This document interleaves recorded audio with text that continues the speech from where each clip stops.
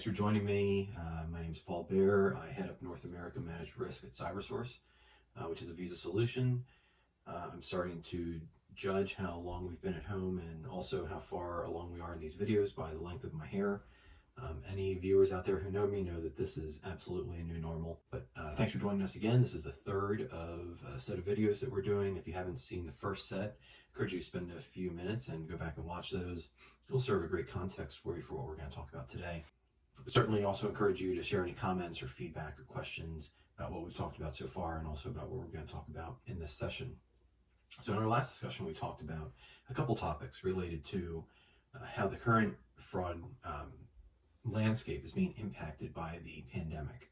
We talked about three things in particular. We talked about account origination fraud, we talked about fraudsters in self-isolation, and we talked about the long-term implications of phishing scams. And today we're going to continue with the trends, but we're going to focus on how shipping delays are going to certainly impact an increase in fraud for digital merchants. And we're going to talk about the unfortunate reality of contactless deliveries, which is a little bit of a continuation of what we talked about with fraudsters and self-isolation. And then the use of proactive refunds as a way to help mitigate the impact of friendly fraud losses and friendly fraud scenarios. So with that, let's jump in. So the first topic, talking about shipping delays and the increase in fraud that we're seeing as it relates to both physical and digital merchants. So many merchants are experiencing delayed shipping cycles. Earlier in the pandemic, we were seeing certain types of shipments be prioritized over others. We certainly saw that. Now we're just seeing delays in shipping for certain products over others. Shipping delays, those are always going to result in a certain type of chargeback. Some of those are legitimate because a certain type of shipping SLA is being promised. Some of them, customers are just taking advantage of the fact that, the merchant said it was going to arrive in 2 days and it arrives in 2 days and there's no real proof of delivery. With contactless delivery, there is no signatures. We're going to talk about the next section. And they feel that they can get shipping charges waived or still issue a chargeback.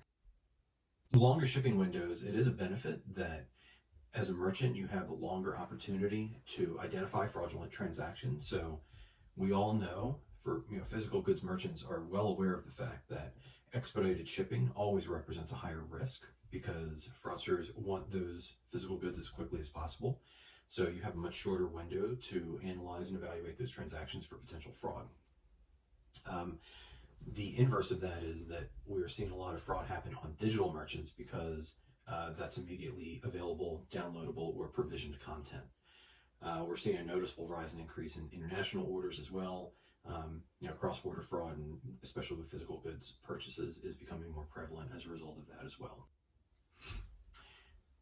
So moving on to contactless delivery, this has been really a savior to a lot of e-commerce merchants and also merchants who have both e-commerce and brick and mortar presence.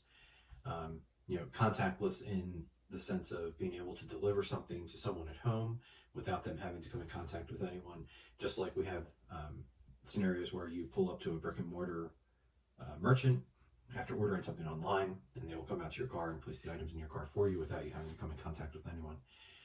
But if something's being delivered to your home, that delivery company is no longer requesting a signature for you. This goes back to the fraudsters and self-isolation. They're taking advantage of that. It just gives them more anonymity. And unfortunately, it gives you as a merchant a one less tool, and it's a very important tool in compelling evidence when you are disputing a chargeback for fraud with physical goods. This is going to lead to an increase in goods not received fraud disputes and fraud chargebacks.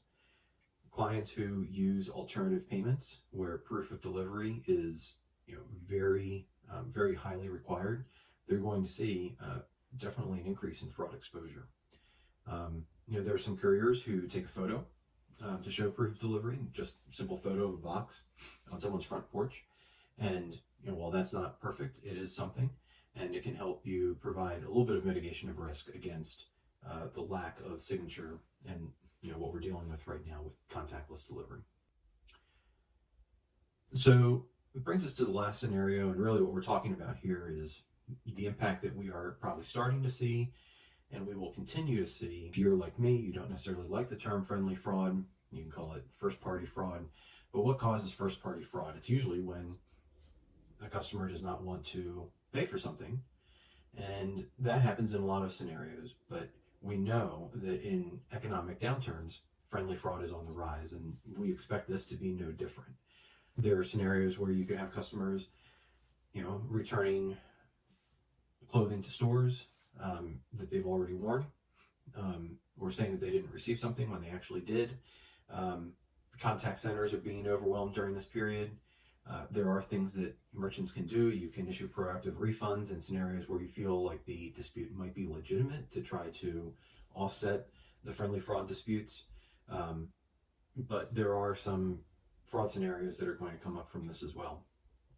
And there are some solutions out there that could potentially help in this scenario, where you're able to provide the customer with information at the time that they are potentially disputing a charge, to give them more information about the transaction, to make sure that they are aware of the transaction, to prevent the scenario of the customer simply maybe wasn't aware of the transaction or forgot about the transaction, or one person in the household was responsible for the transaction and another person was not. So to recap the things that we talked about today, certainly shipping delays can result in chargebacks. Using proactive messaging with your customers is very important.